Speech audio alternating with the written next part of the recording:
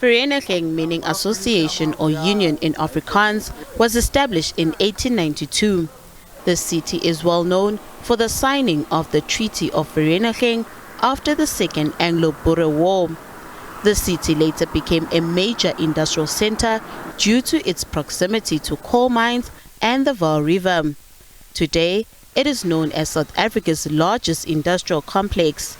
Over the years, the city grew rapidly on account of these factors, making it an important player in South Africa's economic development. However, due to the country's logistics, energy and fuel supply challenges, the city has gone through a multitude of economic hardships. The Golden Triangle Chamber of Commerce says the ailing infrastructure is dampening the economic growth in the Vaal. The infrastructure is really dilapidated, especially in the rainy seasons. We see a lot of substations exploding and power outages, even though Eskom is doing a fantastic work for the last 6 to 8 months when it comes to downtime. The Vaal area is really hit hard by electrical infrastructure that's failing.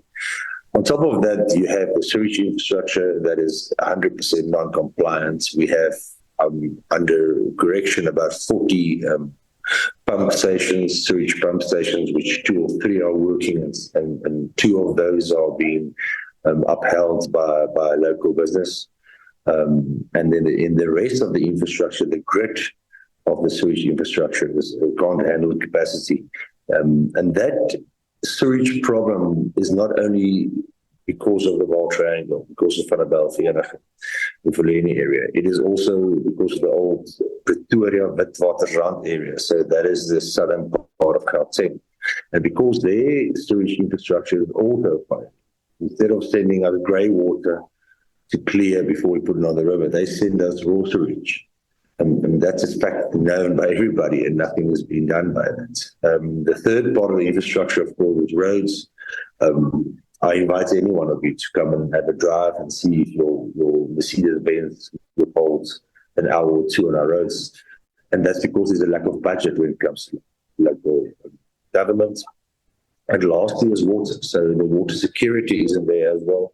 But then there's also endeavored to run water in the billions. So a lot of wastage on water, a lot of illegal water use, like with electricity, not illegal electricity use. So infrastructure is really, really failing us. Recently, ArcelorMittal South Africa announced its plans to place its major Newcastle and Vereeniging long steel operations in care and maintenance due to a lack of demand.